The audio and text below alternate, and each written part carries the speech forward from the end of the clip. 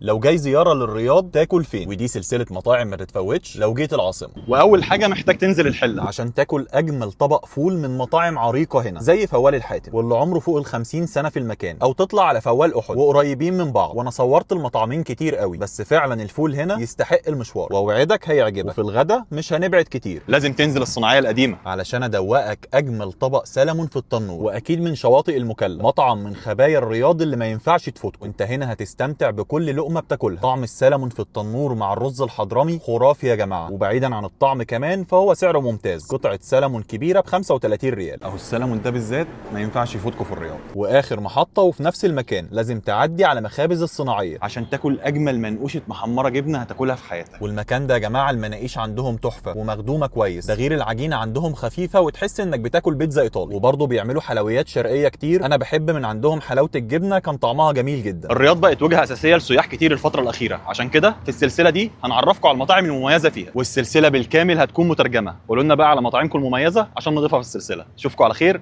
سلام.